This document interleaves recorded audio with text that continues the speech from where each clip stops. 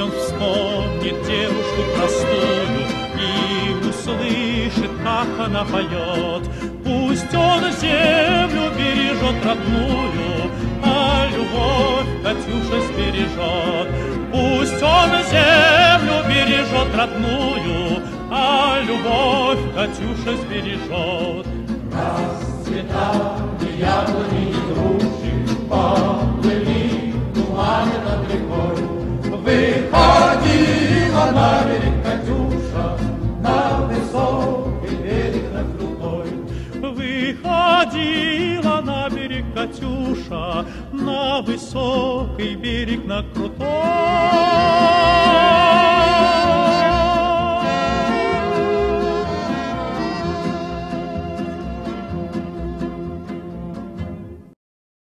Deux invités qui ont la gentillesse de bien vouloir venir passer une soirée avec nous, ce qui à Paris est toujours un luxe, pour nous en tout cas, un plaisir, et qui ont la particularité de ne pas être, j'allais dire, des universitaires au sens traditionnel du terme, et qui, dans les mois qui viennent de s'écouler, ont chacun sorti bouquins, alors très différents bien sûr, une biographie de Zhukov pour Jean Lopez, et puis une synthèse de la guerre germano-soviétique pour Nicolas Bernard, par passion. Moi je l'ai ressenti comme ça en tout cas. Ouvrage référencé, ouvrage avec bibliographie, ouvrage voilà, du solide travail qu'à titre personnel j'avais beaucoup apprécié au moment de la lecture, puisque généralement je me garde moi les livres Première et Deuxième Guerre mondiale. Donc j'avais beaucoup apprécié au moment de la lecture, et qui, et peut-être est-ce qu'on le doit au fait que vous ne soyez pas universitaire pur sucre, pur jus, ne sont pas ennuyeux à lire, ils sont agréables à lire en même temps. Voilà. Et dans un français immédiatement compréhensible, je n'ai pas besoin de dictionnaire pour passer d'une page à l'autre. Pas gentil. Ça va loin là. Non, mais moi je ne porte pas garant. Voilà. Donc vraiment beaucoup de plaisir à les lire. Bon, on en avait déjà un peu parlé avec Jean, on a dit tiens, ça serait une bonne idée si. On dit impérativement, il faut qu'on ait une réunion, une petite soirée sur ce front de l'Est, de façon générale. Donc une biographie de Zhukov qui est très centrée histoire militaire. Alors j'ai vu que récemment on avait pu te le reprocher, que tu allais pas au-delà, ou bon, mais qui est faite pour ça. J'ai commencé une histoire sentimentale du maréchal. Oh. Mais qui en plus, au-delà de Zhukov, en rideau successif, en quelque sorte, un petit peu comme les pelures d'oignon, une histoire de l'armée rouge et puis une histoire de l'URSS quelque part aussi, ou une partie de l'histoire de l'URSS aussi. Et puis la synthèse dont je parlais à l'instant, j'ai pas d'autre mot que celui-là, synthèse, vraiment. 800 pages. Belle référence, voilà, belle référence et référence soulignée. Voilà. Donc je leur laisse immédiatement la parole. Les usages, les intervenants, les auteurs parlent entre 20, 25, 30 minutes, on n'est pas au chronomètre, une bonne vingtaine de minutes. Pourquoi ce livre, vos recherches, vos axes de travail, ce que vous avez voulu faire, expliquer, etc. Et puis ensuite, pendant un peu plus d'une heure, ces dialogues avec la salle. Alors, donc à Zhukov, nous sommes deux à l'avoir écrit, il manque ma moitié, Lachot Mezouli, qui est une moitié particulièrement importante, puisque c'est le russisant des deux, et en plus, c'est un citoyen d'origine géorgienne, un ancien citoyen soviétique, donc il avait un regard interne surtout sur la dernière partie de Zhukov, qui était particulièrement intéressant. Une bonne partie des membres de sa famille a fait la Seconde Guerre mondiale dans les rangs de l'armée rouge, donc il y avait aussi des choses qui moi m'auraient échappé, qui à lui n'y ont pas échappé. Donc il n'est pas là, mais il faut absolument que je vous signale que nous étions deux à l'écrire. Alors, pourquoi avoir fait un Zhukov ? Quand on fait un livre, par quoi on commence par regarder ce qui a été fait avant. On est tous du même bois. Et moi, j'étais là un peu surpris de voir qu'en français, il n'y avait rien depuis 1955. Il y avait un petit livre qui a été fait par un monsieur qui s'appelle Michel Tansky, qui avait été publié par la suite chez J'ai lu. Un petit livre qui était avec évidemment les immenses lacunes, parce qu'il a été écrit à l'époque où Zhukov était ministre de la Défense de Khrouchtchev, donc on voyait bien que M. Tansky ne pouvait pas avoir le même regard que nous, mais c'était un livre qui n'était pas dépourvu de qualité, parce que je me suis rendu compte qu'il avait été écrit par un Russe blanc et qu'il colportait beaucoup de légendes qui sont nées dans les rangs des Russes blancs et dans les rangs des transfuges de l'armée rouge dans les années 47-50. Et c'était assez intéressant, notamment sur deux points de la biographie de Zhukov qui me titillaient, qui étaient son appartenance à la première armée de cavalerie de Boudieni, l'homme aux moustaches gigantesques, qui était le type même de la ganache, qui ne comprenait pas grand-chose à la Seconde Guerre mondiale par la première. Et la deuxième légende, c'était que Zhukov aurait été formé dans les années 20 à Berlin au cours de 2 stages auprès de la Reichswehr. Donc ça se trouve dans ce livre, et puis en faisant mes propres recherches, je me suis rendu compte que c'était l'origine russe blanc, ces deux légendes que j'espère avoir démolies dans mon bouquin. Donc il y avait de la place pour faire un Zhukov. J'avais un certain nombre d'études de grandes batailles de l'armée soviétique derrière moi. Forcément, à chaque page, je bute sur ce maréchal qui est là du premier jour de la guerre, même quelques jours avant la guerre, puisque la première bataille contre les Japonais précède de quelques semaines l'éclatement de la Seconde Guerre mondiale, et qui est là dans les ruines de Berlin et qui signe l'acte de capitulation, le deuxième acte de capitulation inconditionnelle de la Wehrmacht. Comment ne pas s'intéresser à cet homme absolument omniprésent qui est partout. Alors cet homme, tout de suite, je voyais qu'il y avait 3 éléments qui, moi, retenaient mon attention dans son parcours. Le premier, c'est comment il a pu passer à travers l'immense maelstrom qui a été la période 1914, 1938, 1941, même on va aller jusque-là, où il a vécu comme tous les citoyens de l'ancien empire tsariste, puis de la jeune Union soviétique, une première guerre mondiale, une révolution, une guerre civile d'une atrocité qui dépasse l'entendement, l'industrialisation, la collectivisation des campagnes, les immenses purges de la Grande Terreur de 37-38, la désorganisation massive de l'armée rouge qui s'en est suivie, qui a même précédé. Comment il est passé à travers ça, c'est la première chose qui m'a retenu. La deuxième chose, évidemment, c'était de situer son rôle dans le conflit germano-soviétique. Avait-il été si important que cela ? Et si oui, en quelle occasion et dans quelle mesure ? Enfin, le troisième aspect, qui était un aspect non directement militaire, c'était ce qu'il était advenu de lui, car la plupart des biographies américaines s'arrêtent en 1945 et ne disent pas ce qu'il advient de Zhukov après son triomphe de Berlin. Il est quand même resté en activité militaire durant 12 années, et j'ai voulu aller voir d'un peu plus près, et notamment m'attarder sur l'année charnière de 1956, où il est l'homme qui commande l'armée soviétique au moment de l'insurrection ouvrière, des insurrections ouvrières de Pologne en 1956, et bien évidemment de la grande insurrection de Budapest et de la Hongrie, également à l'automne 1956. Donc voilà un trajet qui me permettait de tirer un certain nombre de fils de l'histoire russe, de l'histoire soviétique, et même de la période de la guerre froide. Alors pour dire quelques mots de chacune de ces 3 périodes, la première m'a intéressé parce que je voulais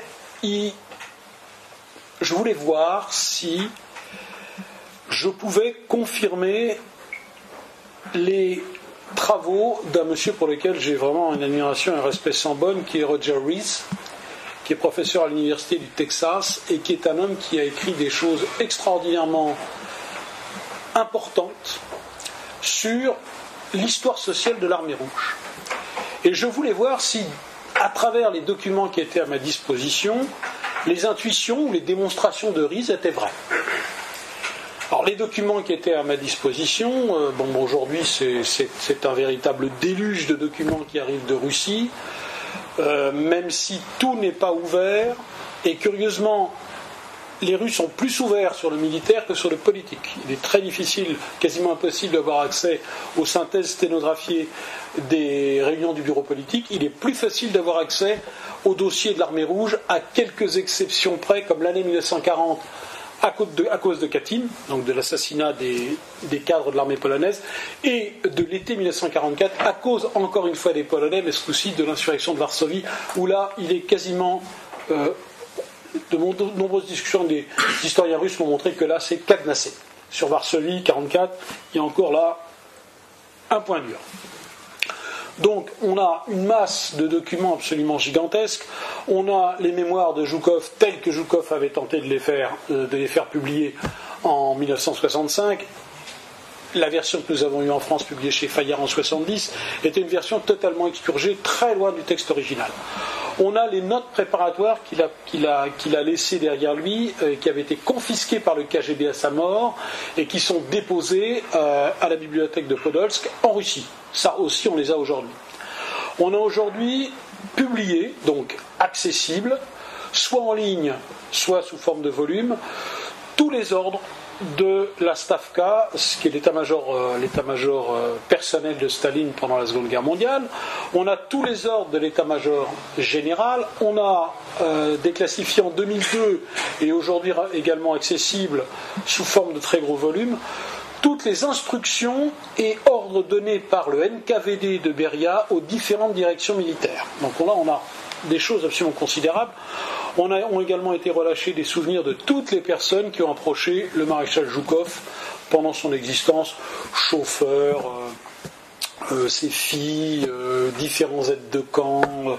On a aussi également les journaux non expurgés de ses principaux camarades de combat. Je pense à Rokossovski, parce que Rokossovski a joué à différents moments de sa vie un rôle extrêmement important. Bref, c'est pas la matière qui manquait. Encore fallait-il mettre un petit peu d'ordre dans tout ça et poser les bonnes questions. Alors les intuitions de Ries, pour moi elles sont vérifiées de bout en bout. Zhukov rentre dans l'armée rouge après avoir été sergent dans l'armée du Tsar, n'avoir pas du tout participé à la révolution bolchevique. Zhukov rentre dans l'armée rouge, non pas comme volontaire comme il le dit, mais parce qu'il est appelé, en vertu d'un célèbre appel lancé par Trotsky aux anciens sous-officiers de l'armée tsariste à l'été 1918.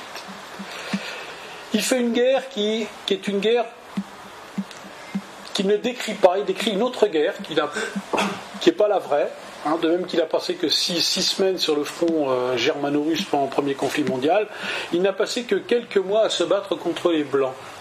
En réalité, l'essentiel de son engagement militaire en 1920, c'est contre les Verts, c'est-à-dire contre les insurrections paysannes, notamment dans la région de Tambov. Il a fait de la lutte anti-insurrectionnelle, c'est le gros de sa participation à la guerre civile. Il décide de rester dans l'armée rouge en 1923, quand le volume de l'armée rouge est divisé brutalement par 10, quand les crédits lui sont totalement retirés, l'Union soviétique est à genoux, c'est l'époque de la NEP. Il décide d'y rester et il va vivre la terrible misère matérielle de cette armée soviétique et en même temps un intense bouillonnement intellectuel. Peut-être que là, un rapport avec l'autre, on ne peut pas s'investir dans les exercices réels, on va s'investir dans la pensée politique. Alors, on empresse de dire que Zhukov n'est pas un penseur militaire, il n'a rien écrit. Les 3 ou 4 conférences importantes, notamment les 2 de Berlin qu'il a données, n'ont pas été écrites par lui. Son intervention de décembre 1940 devant les cadres de l'armée rouge n'a pas été également écrite par lui, mais par Bagramian, qu'il avait appris auprès de lui pour ça. C'est pas un penseur militaire, néanmoins, il a eu à côtoyer des gens qui ont été importants dans les années 20 et 30. Pas tellement Svetchine, qui était déjà sur le bas-côté quand Zhukov est nommé à l'inspection générale de la cavalerie à Moscou en 1931, mais Iserson, personnage un peu fantasque, mais qui a réfléchi profondément à la nature de la guerre à venir, et aussi Tukhachevsky, évidemment, et Triandafilov, qui est aussi un des penseurs de ce qu'on appellera plus tard l'art opératif. Alors, l'art opératif, c'est un bagage dont va bénéficier Zhukov. Ça va lui permettre d'être capable, au bout d'un certain temps, de dessiner de très grandes opérations à une très vaste échelle, bien construites, bien pensées, mais ce n'est pas l'arbre qui doit cacher la forêt. La réalité de l'armée rouge, ce n'est pas cette poignée de penseurs, c'est un chaos absolument indescriptible qui s'installe dès 1931. Chaos qui est dû, et là je suis complètement Roger Ries, qui est dû à une augmentation beaucoup trop rapide des effectifs, un doublement quasiment tous les 2 ou 3 ans, et qui est dû à l'incapacité du corps des officiers soviétiques à se professionnaliser. Je ne vais pas rentrer dans la discussion, mais on pourra l'avoir si vous voulez sur cette notion de professionnalisation. Toujours est-il que le corps des officiers d'armée rouge en est incapable, si bien qu'il va rentrer en guerre en 1941 en étant totalement dominé par son homologue germanique, tout au moins dans les premiers mois de la guerre. Zhukov se débrouille comme il peut dans cette espèce de chaos général. Il est même nommé chef d'état-major général en janvier 1941 par Staline, au pire moment.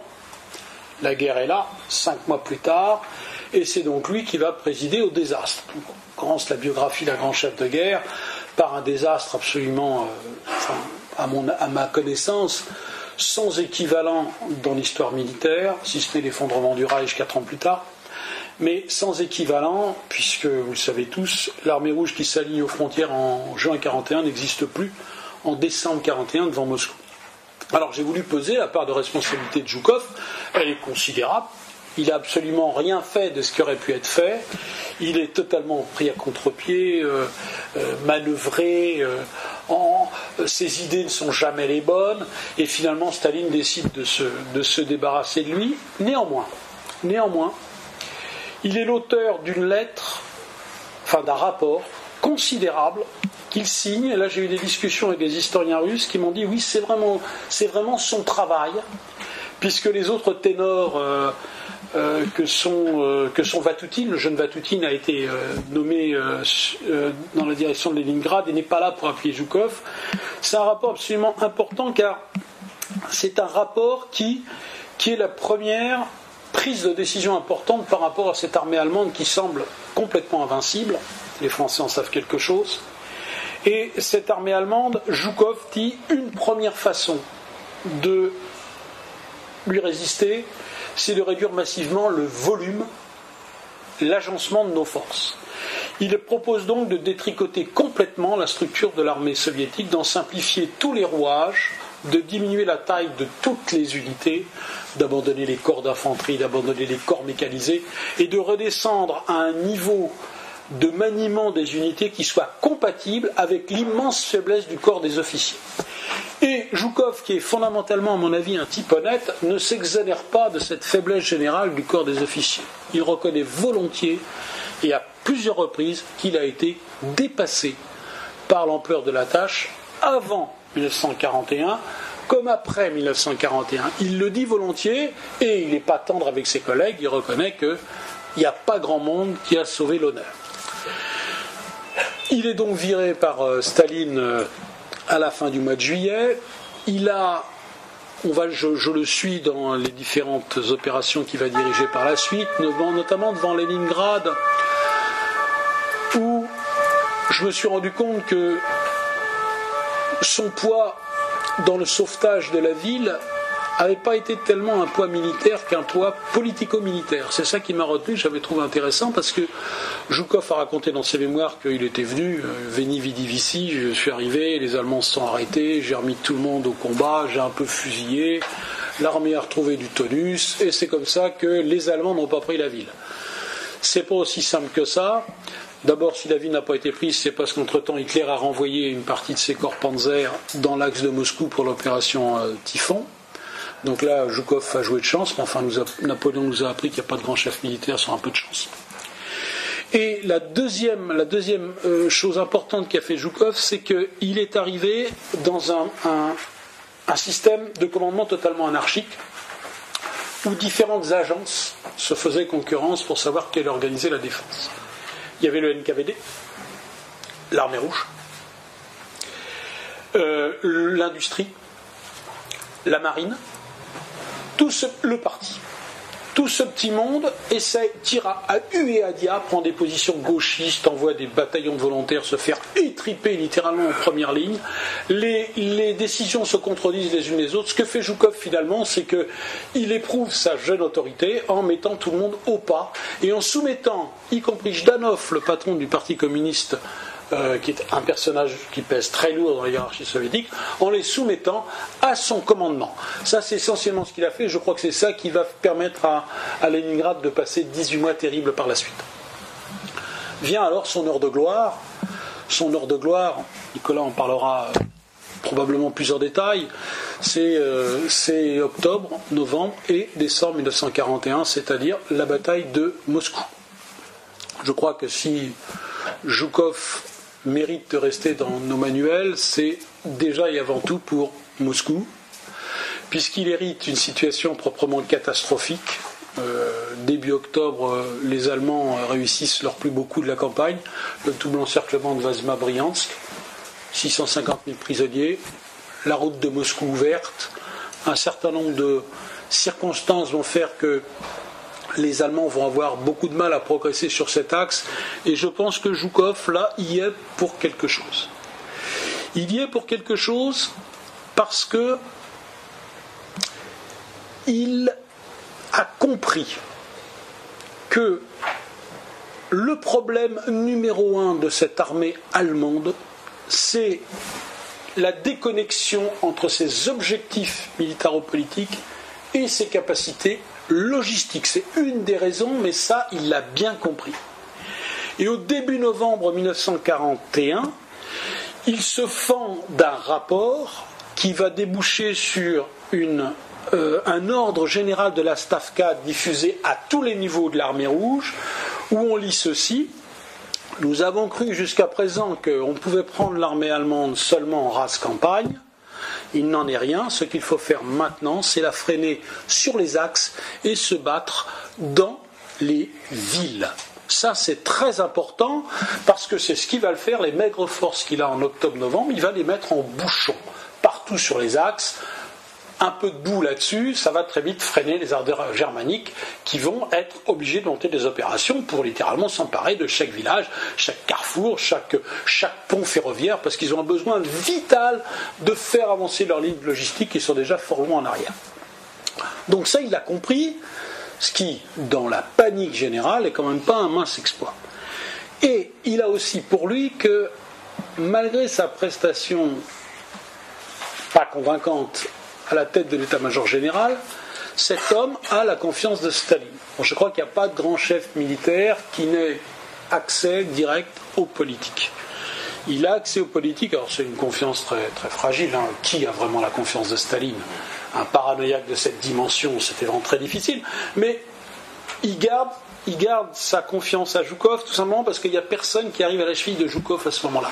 Ses futurs collègues et concurrents ne sont pas encore apparus, il est le seul à pouvoir tenir tout ça, il est donc tout seul à manipuler 11 armées, car 11 armées vont petit à petit s'accumuler devant Moscou, et à tenir cette offensive allemande, à la freiner du maximum, et à deviner le point où elle arrive à son épuisement. Et c'est à ce moment-là qu'il va libérer les forces qu'il a longtemps retenues. Ça, c'est très important parce qu'on va retrouver ce schéma à Stalingrad, à Koursk et en Biélorussie en 1944. Il n'a pas toujours réussi, mais il est quasiment le seul homme, avec le vieux Shapochnikov, mais qui est mourant d'un asthme qui l'empêche véritablement de terminer les réunions avec Staline. Il est l'homme qui fait comprendre à Staline que il faut retenir les forces et non pas les lancer dans le brasier à mesure qu'elles se reconstituent. Il faut donc savoir jouer du temps. Et ça, il a mal fou, Staline, parce que vraiment, il a une disposition gauchiste, si vous permettez cet usage léniniste du mot, c'est-à-dire toujours maximaliste en ne comptant que sur la volonté et en jetant les hommes au feu à mesure qu'ils arrivent comme on jette du bois dans un brasier. Et Zhukov lui fait comprendre qu'il faut, vous direz c'est quand même élémentaire pour un chef militaire, oui mais ça ne va pas de soi dans l'armée rouge, et en tout cas il a le moyen de le faire comprendre à Staline, retenons nos forces, retenons l'offense, attendons les signaux qui montrent que l'ennemi est allé de l'autre côté de son effort, et à ce moment-là on déchaîne les moyens. Je ne vais pas parler de la contre-offensive de Moscou, mais elle est fondamentale. Jodl rapportera au tribunal de Nuremberg en novembre 1945 à ses interrogateurs américains que c'est là que Hitler aurait compris qu'il ne pouvait plus gagner la Seconde Guerre mondiale. Il ajoute Yodel disait, il pensait qu'il pouvait encore ne pas la perdre. Mais en tout cas, après Moscou, il pense qu'il n'est plus en mesure de la gagner, tout au moins dans les dimensions qu'il avait entrevues à ce moment-là. Ça peut se discuter, mais l'offensive de Moscou est considérée comme la bataille de la Marne de la Seconde Guerre mondiale. Elle est à mon avis d'une importance considérable. L'année 42 pour Zhukov, c'est essentiellement, pour moi, ça a été de défricher le problème de la paternité de l'opération Uranus, c'est-à-dire la contre-offensive de Stalingrad. C'est une bataille absolument considérable, vous le savez tous, par ses répercussions. Les généraux soviétiques, après la guerre, se sont fait une guerre permanente pour savoir à qui revenait la paternité de cette idée qui est à la base de l'opération Uranus, le double encerclement, l'enveloppement par les ailes et l'enfermement de la 6e armée allemande de Paulus. J'ai beaucoup lu, j'ai interrogé pas mal, là c'est le côté journaliste qui ressort, ça n'a intérêt de pas être universitaire, c'est peut-être que j'ai ça aussi, ça permet de discuter assez facilement avec les uns et avec les autres, par l'intermédiaire de l'achat pour les Russes, mais aussi avec les Allemands, et de voir que, pour moi, il ne fait pas de doute que c'est Zhukov et son compère Vassilievski, qui dirigent l'état-major général de l'armée rouge depuis juillet 1942, qui sont à l'origine de cette idée remarquable qui va aboutir à un des tournants de la guerre. Quand on parlait des tournants de la guerre sur l'Est, il y en a beaucoup disant à cette bataille décisive. Même si au même moment, je n'en cache rien, il essuie un revers absolument terrifiant. Argev, c'est-à-dire à 200 km, 180 km à l'ouest de Moscou, les Allemands campent encore et ils tentent de monter une attaque pour détruire la 9e armée, opération Mars, et même une deuxième attaque pour aller encore plus loin, l'opération Jupiter, et détruire l'ensemble du groupe d'armées centre. C'est un désastre abominable, c'est probablement 300 000 hommes hors de combat.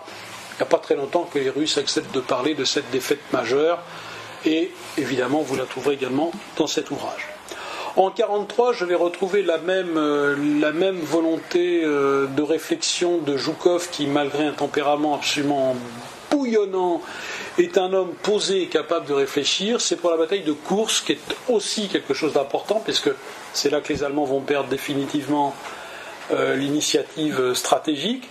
À Koursk, l'action de Zhukov est aussi une action temporisatrice, alors que Vatoutine, par exemple, Khrouchtchev, toujours en binôme dans l'armée rouge, il y a un politique et un militaire, veulent devancer l'attaque allemande que tout le monde sent imminente contre le saillant de Koursk. Zhukov fait comprendre dès le 5 mars à Staline que pour une fois, on va adopter une position de défense stratégique, monter des contre-offensives sur les ailes, mais surtout laisser les Allemands s'enferrer dans leur propre piège. Ça a fonctionné très bien pour la partie défensive, un peu moins bien pour les deux contre-offensives qui vont être beaucoup plus dures que prévu. En 1944, j'ai là aussi essayé de voir quelle était la part de Zhukov dans la plus grande victoire soviétique de la Deuxième Guerre mondiale, puisqu'elle aboutit enfin à la destruction du groupe d'armées centre. 28 divisions allemandes sont volatilisées en 15 jours. Et là, j'ai un peu modérer ses ardeurs à se présenter comme le père de l'opération Bagration, car tel est son nom. Je pense que le maréchal Rokossovski sera fait maréchal à l'occasion, a au moins autant de titres de paternité que Zhukov.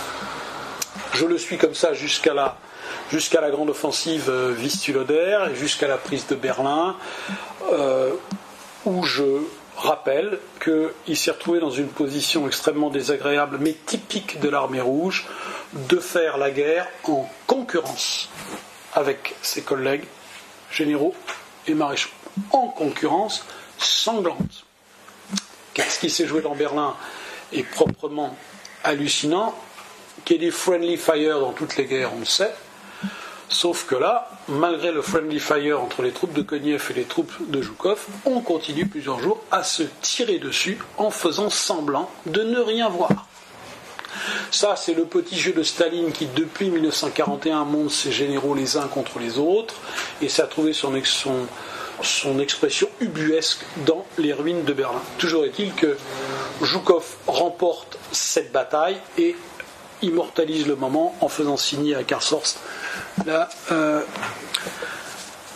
la capitulation inconditionnelle de l'Allemagne. La suite était intéressante parce que on savait mal ce qui était arrivé à Zhukov après la guerre. Il est au firmament. Il est maréchal de l'Union soviétique. Il est l'idole des 30 millions d'hommes et de femmes, 2 millions de femmes quand même, qui sont passés dans les rangs de l'armée rouge. Évidemment, ça ne peut que susciter l'inquiétude de Staline. Staline qui est tout sauf un imbécile et qui a parfaitement compris que cette grande guerre patriotique a changé la donne dans son pays. La légitimité du pouvoir soviétique avant la Deuxième Guerre mondiale, c'est la révolution d'octobre 1917. Le Parti communiste la tire de là. Staline a parfaitement compris que la nouvelle légitimité, c'est d'avoir gagné la Seconde Guerre mondiale. Et l'homme qui, pour les soldats, a gagné la Seconde Guerre mondiale, puisque partout on lisait sur les autoroutes allemandes, là où est Zhukov, là est la victoire, l'homme qui, pour tous les soviétiques, a gagné la guerre, c'est Zhukov. Zhukov qui défile sur un cheval blanc au mois de juin 1945 devant les régiments rassemblés de l'armée rouge sur la place rouge et qui va même prononcer le grand discours de la victoire. Ce Zhukov, évidemment, Staline va lui régler son compte, comme il va rabaisser le pouvoir de l'ensemble de ses camarades du bureau politique, que ce soit Mikoyan, Malenkov et même Beria.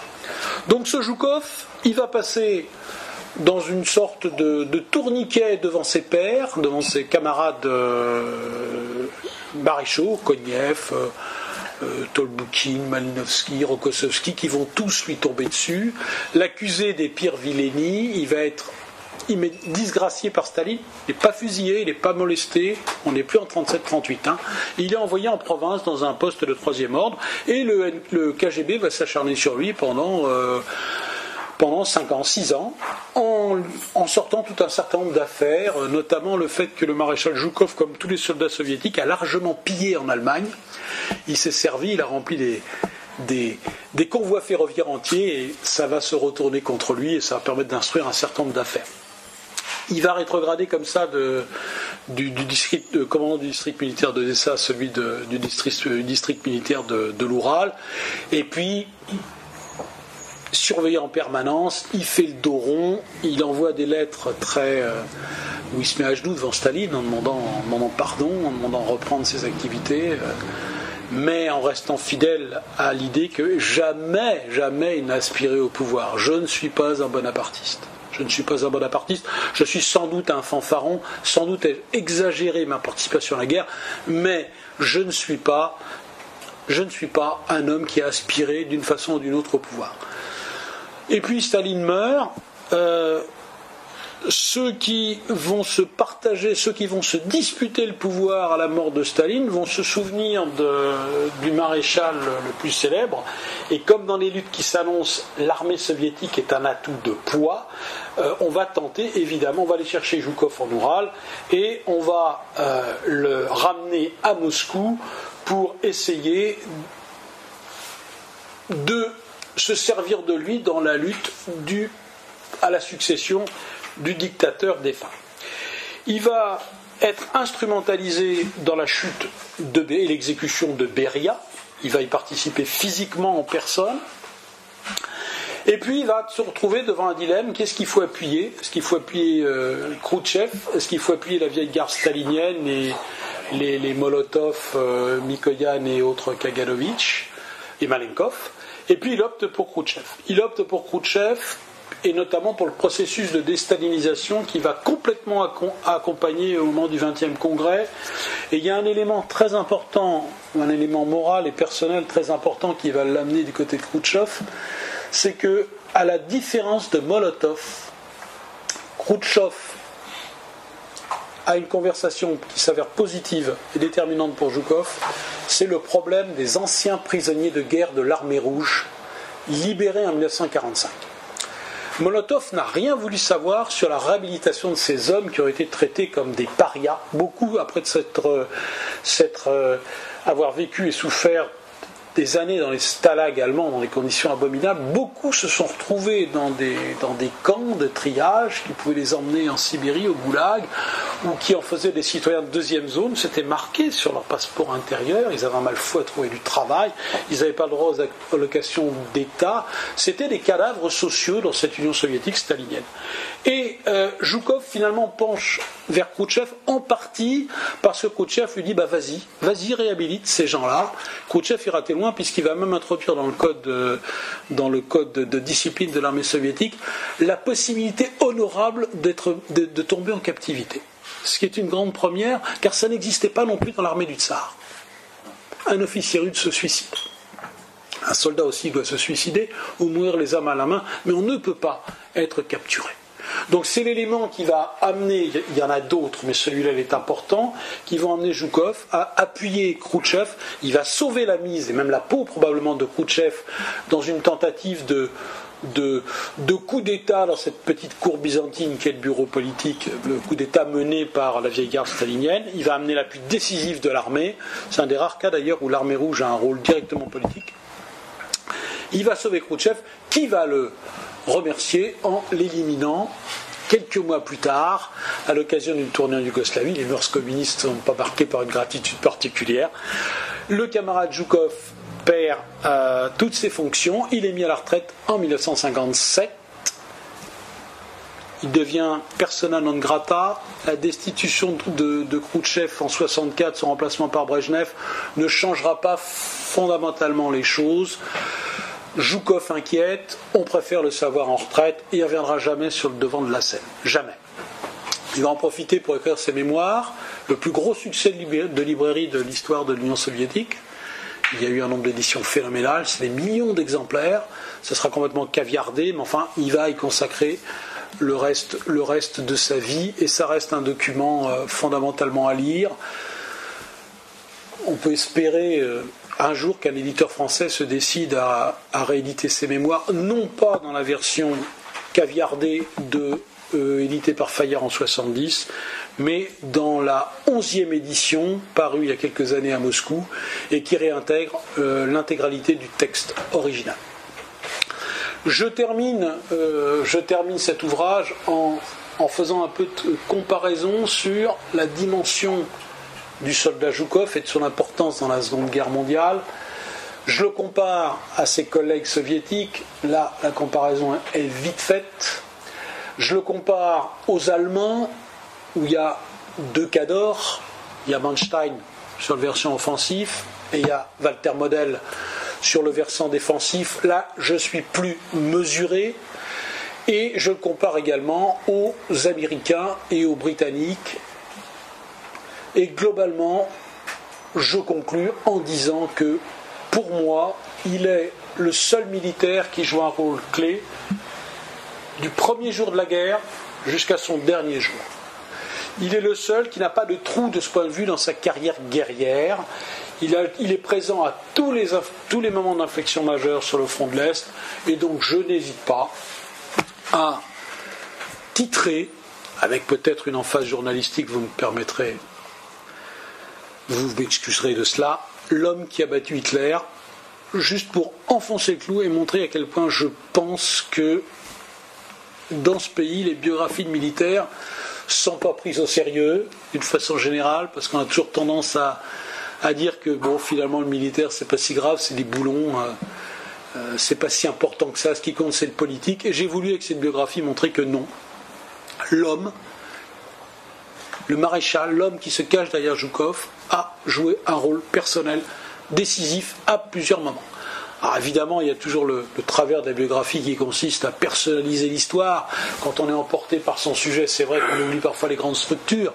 Enfin, j'espère quand même de temps en temps avoir retrouvé mon équilibre et la raison pour montrer qu'évidemment Zhukov n'a pas agi tout seul dans son coin, mais qu'il a agi dans un monde soviétique où les jeux, la liberté que lui laissait Staline, que lui laissait le NKVD, le parti, c'était évidemment pas les mêmes tolérances que celles dans lesquelles a joué un Eisenhower, par exemple. C'est vrai qu'on est dans un monde tout à fait différent. Eisenhower ne risquait pas sa tête à chaque échec. Joukov, il risquait sa tête au moins jusqu'à la fin 41. Après, non, mais jusqu'en 41, j'ai les traces écrites qu'il ne se passe pas de quinzaine sans qu'il reçoive une menace de mort, soit de la part de Staline, soit de la part de Molotov, soit de la part de Malenkov, ce qu'il n'oubliera jamais d'ailleurs. Et c'est quand même pas évidemment les conditions optimum pour mener la guerre. Certains diront que c'était un bon aiguillon. On peut se discuter. Écoutez, j'ai déjà trop parlé, je vais laisser la parole à Nicolas. Je vous remercie de cette présentation. Je ne vais pas revenir sur la bataille de Moscou dans la mesure où elle mériterait, je crois, toute une conférence. Et pourquoi pas tout un livre, d'ailleurs.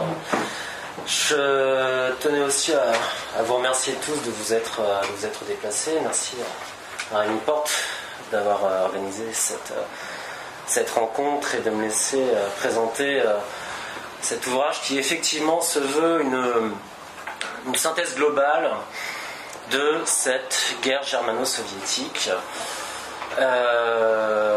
puisque cette synthèse a pour finalité finalement peut-être de combler un manque que j'ai personnellement constaté en tant que passionné d'histoire.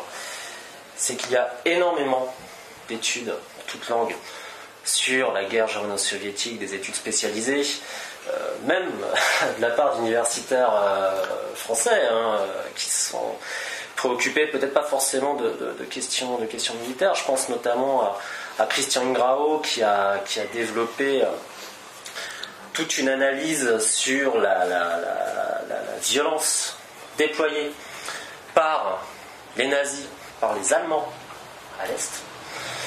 Je pense aussi à Jean-Luc Leleu qui a fait une remarquable histoire des Waffen-SS, absolument un ouvrage de référence.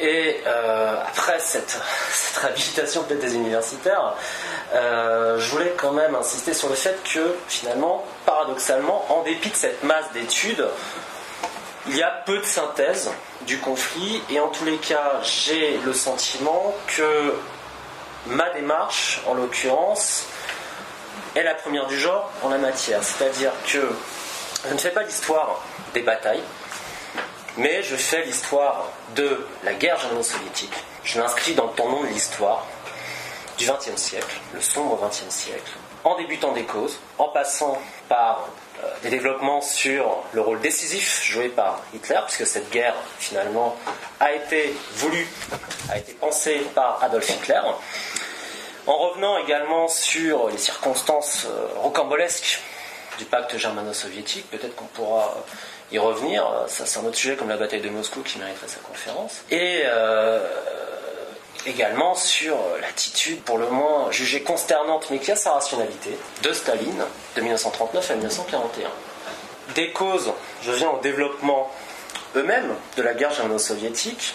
Encore une fois, je ne me limite pas à une histoire des affrontements, des opérations, mais j'essaye de faire cette histoire à partir du matériau accessible qui n'arrête pas d'ailleurs d'évoluer. Le sujet historiographique de la guerre germano-soviétique est loin de s'épuiser. Mais j'ai essayé surtout de réintégrer ces opérations militaires dans leur contexte politique, dans leur contexte diplomatique, dans leur contexte même culturel et sociétal, pour essayer de déterminer l'interdépendance entre ces différents facteurs. Cause, développement, bien entendu, conséquences. Puisque, et ça c'est un sujet qui n'est pas généralement évoqué dans les rares synthèses existantes, surtout anglo-saxonnes, sur la guerre germano-soviétique, je m'attache à analyser la manière dont l'Allemagne, l'Union soviétique, ont opéré leur sortie de guerre. C'est un concept qui a été développé ces dernières années. C'est-à-dire qu'elles sont passées de l'état de guerre à l'état de paix. Est-ce que d'ailleurs ce passage est encore achevé ? C'est une question qui se pose. C'est une vraie problématique. Et dans ce cas précis, il s'agit également, et j'ai développé tout un chapitre sur cette problématique, il s'agit également de déterminer les aspects mémoriels, la manière dont cette guerre a été finalement transformée, digérée ou pas, ou refoulé même, dans la mémoire des Allemagnes, puis de l'Allemagne, et dans la mémoire des différentes nations qui composent l'Union soviétique. Plutôt qui composaient, l'Union soviétique. Et j'ai entrepris donc une histoire, là on m'a dit Nicolas Bernard, vous faites de l'histoire totale, non, je fais plutôt de l'histoire tout court, puisqu'il s'agit véritablement d'essayer de déterminer comment les choses se sont déroulées et de dépasser le cadre de la ligne de front en essayant d'établir les faits, bien entendu. Je crois que c'est fondamental, en m'appuyant notamment sur les travaux de Jean Lopez, que je ne me prive pas de référencer, bien entendu, dans les très très nombreuses notes de mon ouvrage. Mais pour le coup, j'ai véritablement cherché à dépasser ce cadre pour finalement faire une analyse de la guerre. Et cette guerre germano-soviétique, qui est un épisode césure de l'histoire allemande, un épisode césure de l'histoire des différents peuples de l'ex-URSS, il fallait entreprendre, je pense, de cette manière. Et j'ai essayé finalement de me pencher, dans le cadre de cette étude, sur la problématique extrêmement importante de la comparabilité du nazisme et du communisme. Pourquoi ? Parce que c'est une problématique qui est loin, évidemment, d'avoir épuisé les controverses, mais il me semble que l'étude de cette guerre est susceptible d'éclairer cette problématique, dans la mesure où j'ai voulu déterminer, savoir comment ces régimes totalitaires avaient affronté cette épreuve qui est sans doute la plus extrême, qui est la guerre. Et pas n'importe quelle guerre, une guerre véritablement d'extermination de la part des Allemands, et une guerre qui est un peu celle de la patrie en danger de la part des Soviétiques. Et dans cette logique, j'ai cherché à non pas seulement me baser sur les structures étatiques, sur l'armée, etc., mais également à évoquer le parent pauvre peut-être des études sur le concept de totalitarisme, qui est précisément le peuple. Les peuples, comment ont-ils affronté ce conflit? Comment l'ont-ils vécu? Comment l'ont-ils supporté? Pourquoi se sont-ils battus après tout pour des régimes qui les exploitaient? Et finalement, de quelle manière ont-ils souffert, ont-ils vécu cette épreuve de force, cette épreuve terrible, cette tragédie incroyable qu'est cette guerre? Et dans ce cas-là, j'ai véritablement voulu confronter ces deux régimes et montrer que ces régimes, au fond, qui se veulent des religions séculières, qui veulent finalement apporter, qui se définissent même par ça, qui le promettent en tous les cas aux populations qu'elles régentent, qui veulent apporter le bonheur sur Terre, qui veulent quelque part faire en sorte que le salut ne soit plus dans l'au-delà, mais arrive sur Terre grâce à leur politique, j'ai voulu finalement montrer comment ces régimes et ces religions séculières s'étaient affrontés. Et pour ce faire, il m'a fallu voir ces deux utopies totalitaires que sont le nazisme et le communisme, en ce sens que la guerre germano-soviétique est finalement l'aboutissement de la pathologie mentale qu'est le nazisme, premier point, donc que j'essaie de développer. Et deuxième point, comment l'utopie soviétique, comment le monde soviétique, comment la société soviétique avait traversé l'épreuve de la guerre. Alors, premier point sur la guerre nazie, la guerre allemande. Cette guerre, je le disais, elle a été pensée et planifiée pour Hitler. Cette guerre, c'est l'aboutissement de la politique étrangère de Hitler. Et cette guerre, elle est dominée finalement par, je reprends le mot utopie, par quatre utopies. Quatre utopies totalitaires nazies. La première, qui est une utopie d'ordre militaire. C'est-à-dire que l'invasion de la Russie est pensée comme une guerre éclair qui aura pour objet, espère le haut commandement allemand, de détruire par le biais du tandem char-avion l'armée rouge en quelques semaines, par le biais de gigantesques manœuvres d'encerclement. Alors, cette utopie militaire, elle procède quelque part d'une sous-estimation constante des soviétiques par le haut commandement allemand, par Hitler, mais également par ses généraux qui partagent pour le coup avec Hitler cette espèce de cécité empreinte de racisme, et cette volonté de détruire l'armée rouge par des manœuvres d'encerclement va s'accompagner d'une politique d'extermination des commissaires politiques. Pourquoi ? Parce qu'il s'agit non seulement d'encercler, mais également de décourager les soldats soviétiques, de les frapper de stupeur, de les empêcher de se battre. Et comment on fait déterminer les Allemands? Très bien, en exterminant les commissaires politiques qui sont vus comme le ciment idéologique de l'armée rouge. Et ces innombrables prisonniers de guerre seront parqués dans des camps où ils vont être condamnés littéralement, avant même la campagne, à mourir de faim. Et c'est là que je passe à la deuxième utopie, après une utopie militaire, une utopie, je dirais, pour le coup là on se rapproche de l'utopie génocidaire, qui consiste à décimer la population soviétique. La décimer comment? Là encore, en mettant le pays sous coupe réglée, en le pillant, en l'exploitant, en refusant toute entente avec ce qu'on appelle les indigènes slaves, et en prévoyant notamment de larges entreprises de dépopulation.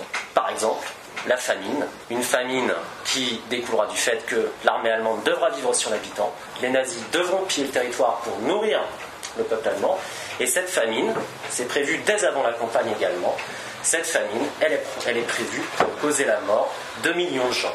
C'est un document allemand qui le dit, une espèce d'anticipation de la fameuse conférence de Wannsee du 20 janvier 1942. Les Allemands d'emblée, ils attaquent l'URSS pour finalement détruire une grande partie de la population soviétique. Et la politique d'assassinat des prisonniers de guerre soviétiques, 5 millions au total, 3 millions qui mourront dans les camps allemands, donc 2 millions les 6 premiers mois de la guerre. Cette politique d'assassinat, finalement, elle s'intègre dans cette démarche, pour le coup, génocidaire. Pourquoi dépeupler l'URSS? Parce que, et c'est Hitler qui l'a promis dès Mein Kampf, je ne reviens pas d'ailleurs sur la cristallisation de l'idéologie hitlérienne au début des années 20, on pourra éventuellement en parler. Hitler, dès Mein Kampf, a entrepris de faire des territoires soviétiques un espace de colonisation, un espace vital. Et cet espace vital, il n'est pas fait, aux yeux d'Hitler, il n'est pas fait pour être occupé par ces Slaves qui sont incompétents, qui sont absolument incapables d'exploiter les ressources correctement. En revanche, l'Allemagne, elle, en acquérant l'espace vital, va être en mesure de devenir une superpuissance, va être en mesure, notamment, de devenir même la puissance européenne, et pouvoir vivre, et pouvoir plutôt, se confronter avec cette autre superpuissance aux yeux de Hitler que sont les États-Unis. Parce que Hitler, contrairement à ce qu'on dit souvent, Hitler ne sous-estime pas du tout les États-Unis. Donc, troisième utopie, la colonisation de cet espace, décimer les Slaves, reviendra à faire place nette aux colons allemands, de manière à rendre cet espace viable. Il y a véritablement un fantasme colonial, un fantasme architectural de reconstruction de l'Est, perçu comme le lieu de tous les possibles sauf un qui est la défaite allemande. Et cette entreprise, elle se double d'une quatrième utopie qui est pour le coup purement antisémite. L'URSS, aux yeux de l'Allemagne nazie, dominée par le communisme, mais le communisme est, selon Hitler, et on le verra même des généraux allemands, beaucoup de généraux allemands, le communisme est un des visages, pour Hitler, qu'a pris la juiverie pour dominer le monde. Les juifs, pour Hitler, sont des parasites qui, pour exploiter et pour parasiter le sang des peuples, ont inventé le christianisme, ont inventé la République parlementaire, et en 1917, ils ont inventé le communisme. D'ailleurs, il est bien connu que pour Hitler, Marx n'est qu'un juif de trop, Engels également. Et cette utopie antisémite, elle va prendre deux formes. Il s'agit de détruire le judéo-bolchevisme pour porter un coup terrible à ce que Hitler qualifie de conspiration juive internationale. Et détruire le judéo-bolchevisme va impliquer, sur le moment, deux entreprises. La première, l'extermination immédiate des juifs soviétiques, qui va être montée, ce qu'on appellera la Shoah par balle, qui finira d'ailleurs par devenir la Shoah par gaz, puisque pour doper les rendements, si je puis dire, là j'emploie vraiment une expression managériale nazie, les nazis vont passer des fusils au camion à gaz. Cette extermination des juifs soviétiques, hommes, femmes, enfants, est là encore destinée à permettre de faire place nette aux colons allemands, mais c'est aussi une manière de détruire le judéo-bolchevisme, puisque les juifs, hommes, femmes, enfants, sont perçus comme les commissaires politiques pour l'armée rouge d'ailleurs, sont perçus comme le ciment racialo-idéologique de la société soviétique. Mais, deuxième point de l'utopie antisémite, il y a les juifs d'Europe. Et ces juifs d'Europe, Hitler, je pense, c'est une pensée purement personnelle, je pense qu'il voulait les exterminer depuis le début des années 20, peu importe, c'est un autre débat. Ces juifs d'Europe, il fallait les transplanter massivement dans ces fameux territoires de l'Est, où, alors je résume, beaucoup de débats historiographiques, où il était question, par la stérilisation, par la famine, par les conditions climatiques, et le cas échéant par d'autres méthodes, de les laisser s'éteindre à l'échelle d'une génération. Pollue l'Europe, on va les mettre à l'Est, où dans 20 ans, problème juif va être réglé. Mais voilà, alors, Jean Lepez l'a dit, Hitler, prend conscience à la fin de 1941, et moi je dirais même dès le courant du mois de juillet, il prend conscience que la guerre germano-soviétique, l'aboutissement de son programme, ne va pas tourner comme prévu. Je pense que dès juillet, l'esprit n'est plus là.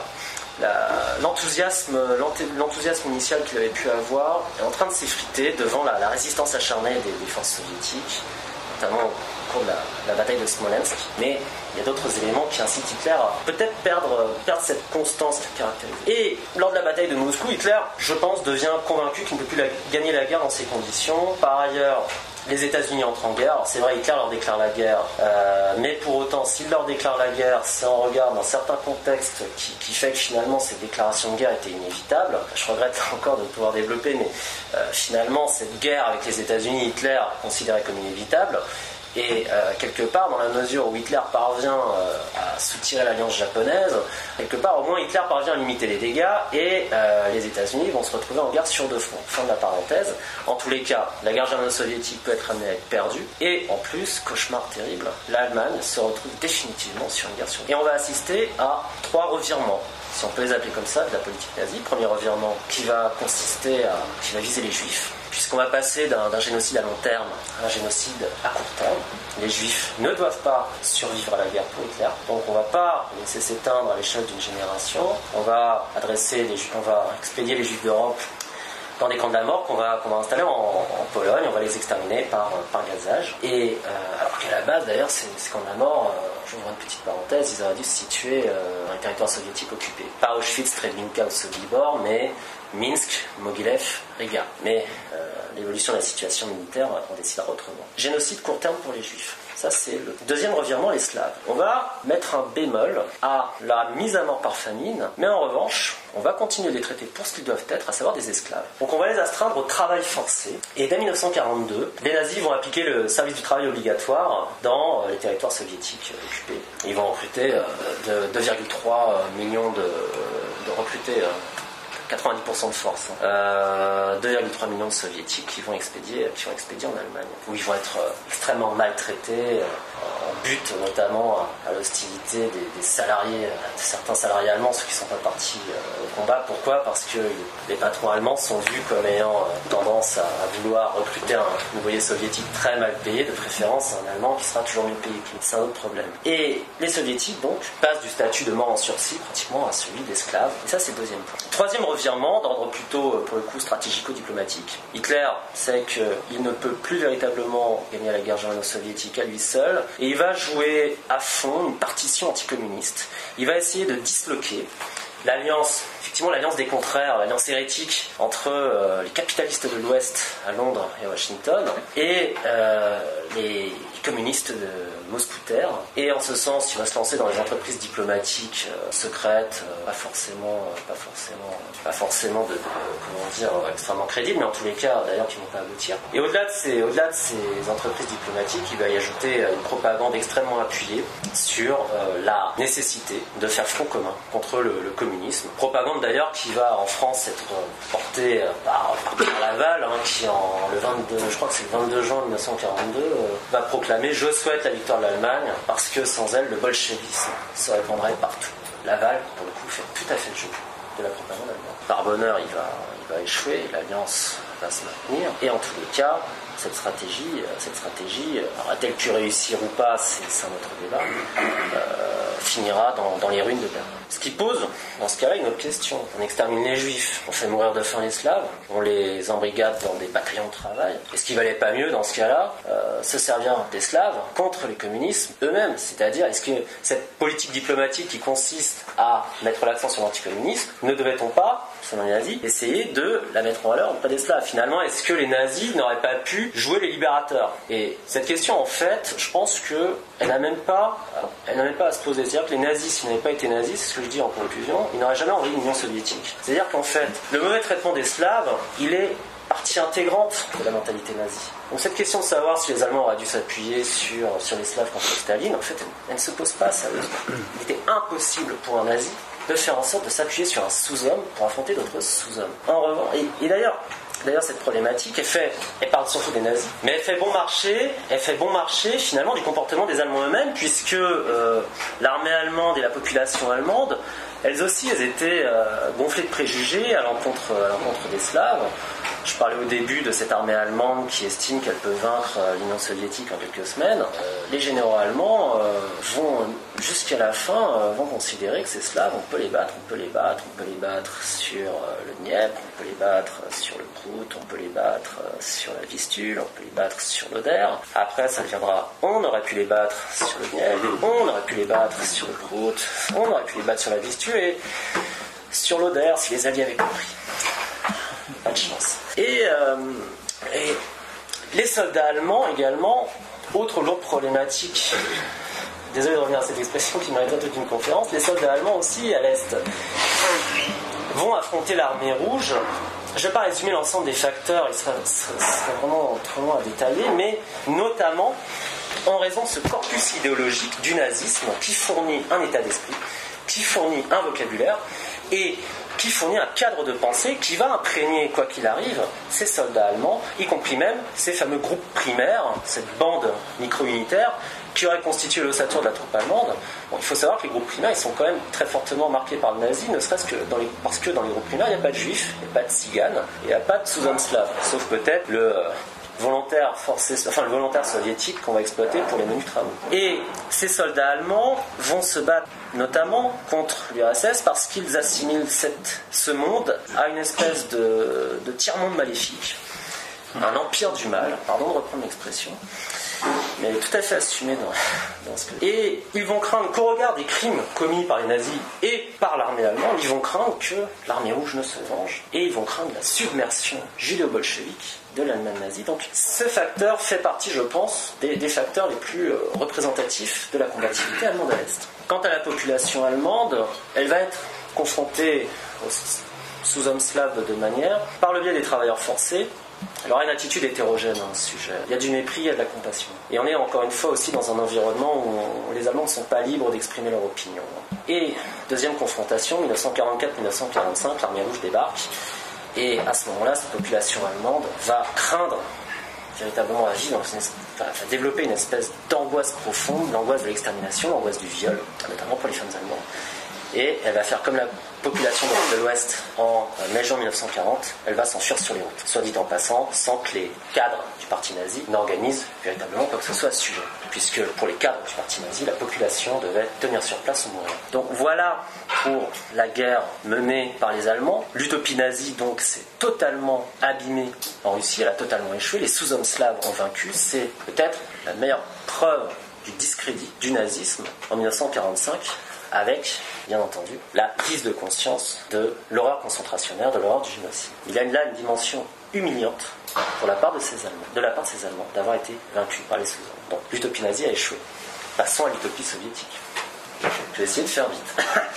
Ouais, rapidement, je vais essayer de résumer ça en 5 minutes. C'est terrible. Je m'excuse d'ailleurs je vous prie de m'excuser si j'ai été trop long peut-être. L'utopie soviétique, c'était quoi ? Plan quinquennaux, collectivisation des terres, donc industrialisation effrénée, collectivisation des terres et terreur massive, ainsi que, comme le disait peut-être Elia Levy, l'organisation de l'enthousiasme, c'est-à-dire qu'on fait comprendre aux soviétiques que le pouvoir est là pour poser les bases de l'avenir radieux. En pratique, cette industrialisation galopante va permettre à l'industrie soviétique de faire des progrès, mais au prix d'une gabegie terrible. L'agriculture soviétique va être démantelée par cette politique de collectivisation, ce qui va créer des tensions incroyables au sein de la société soviétique et qui peuvent amener à se poser la question de savoir comment va-t-elle finalement affronter l'invasion allemande. Et cette société soviétique, du coup je parlerai pas beaucoup de l'armée rouge, je vais plutôt m'axer sur la société soviétique. Cette société soviétique, elle va connaître des moments de flottement en 1941-1942, puisqu'elle va parfois connaître des phases de doute devant la possibilité du pouvoir stalinien de surmonter la crise, d'affronter la crise. Et c'est extrêmement important pour un peuple de savoir supporter par l'État. En l'occurrence, de nombreux soviétiques doutent de la capacité de l'État soviétique à les protéger de l'invasion allemande, ce qui va provoquer diverses crises. D'autres facteurs jouent évidemment, et en tous les cas, on assistera à des redditions massives de soldats soviétiques, et également au fait que dans certaines régions périphériques de l'Union soviétique, divers habitants vont accueillir les Allemands en libérateurs. Pour autant, l'État soviétique va réussir à garder sa cohésion, va réussir notamment à exercer tous les moyens de coercition possibles et imaginables sur les peuples soviétiques, et notamment en procédant à l'arrestation d'1 million de soldats soviétiques. 150 000 d'entre eux seront condamnés à mort. Je crois d'ailleurs que le nombre de condamnés à mort français en 14-18, c'était, je crois, 2300. Je parle sous votre contrôle, et 600 exécutés. Les soviétiques, c'est 150 000 soldats condamnés à mort, dont 700 à Stalingrad en août-octobre 42. 700 fusillés à Stalingrad en août-octobre 42. Mais la contrainte n'explique pas tout. Et la contrainte n'explique pas tout. Pourquoi ? Parce que les peuples soviétiques se sont aussi battus parce qu'ils sentaient, assez rapidement, dès 1941, les informations circulent, qu'ils étaient confrontés à une menace de mort de la part des nazis, et qu'ils n'avaient pas véritablement le choix, il fallait vaincre ou mourir, premièrement. Et deuxièmement, ils se sont battus, et ça intervient progressivement. Pourquoi ? Parce qu'ils attendaient de la victoire qu'elle apporte finalement les lendemains qui chantent. Et ils attendaient peut-être que Staline joue les Gorbatchev avant l'heure. C'est une des plus grandes illusions politiques du XXe siècle. Et ces peuples soviétiques attendaient aussi, et surtout les paysans, ils attendaient la fin de la collectivisation, le retour à un peu de propriété privée, ils attendaient la démocratisation, ils attendaient finalement que leurs sacrifices soient enfin reconnus et que dans ces conditions, on puisse assurer davantage l'égalité des chances. C'est vrai qu'en URSS, tous les gens sont égaux, certains étaient plus égaux que d'autres. En l'occurrence, il s'agissait véritablement de mettre l'accent sur l'égalité de tous. Donc il y a cette vision, je dirais, eschatologique qui est, pour le coup, du paradis soviétique, qui va se développer de manière assez informelle dans la population. Le régime va réussir à comprendre, en desserrant un peu l'étau qui pèse, qui enserre la population. Le régime aura cette habileté de comprendre ce problème, et dans ces conditions va être amené à créer un immense malentendu, puisque dès 1945, serais-je tenté de dire, la fête est finie. On revient finalement au stalinisme des années 30, peut-être le cataclysme des grandes purges en moins. On passe à nouveau aux purges, on filtre les prisonniers de guerre qui sont libérés. Jean Lopez parlait de ces prisonniers de guerre qui ont finalement connu des errements. Ce n'est véritablement qu'en 1990, après la chute du mur de Berlin, que les prisonniers de guerre sont définitivement réhabilités, des derniers actes de la Russie soviétique. Et dans ces conditions, on va parler en Union soviétique de vol de la victoire. J'en ai déjà trop dit, je pense. Je ne m'attarderai donc pas, je ne vais pas parler malheureusement des questions de mémoire, peut-être qu'on pourra les évoquer en discussion, mais pour répondre à ce que je disais en introduction, est-ce que finalement ce qui a vaincu c'est l'utopie soviétique, c'est le communisme? Non. On peut considérer que c'est que la victoire soviétique est le produit d'un compromis passé entre le régime et son peuple, et ses peuples, puisqu'il y a tous les peuples d'Asie centrale, du Caucase aussi, il n'y a pas que les Russes. Compromis qui, finalement, comme je l'expliquais, a laissé entendre que la société pouvait se libérer par la suite. Donc finalement, ça dément le fait que l'utopie soviétique, telle que promise par Staline dans les années 30, ça dément cette idée que c'est bien cette utopie qui a vaincu. Donc finalement, qu'est-ce qu'elle montre, cette guerre ? Elle montre que les utopies du XXe siècle ont échoué. Et que, dans ces conditions, une autre voie peut-être était possible, ça c'est un autre débat, mais que, certes, les soviétiques ont vaincu, mais serais-je tenté de dire, quelque part, malgré Staline.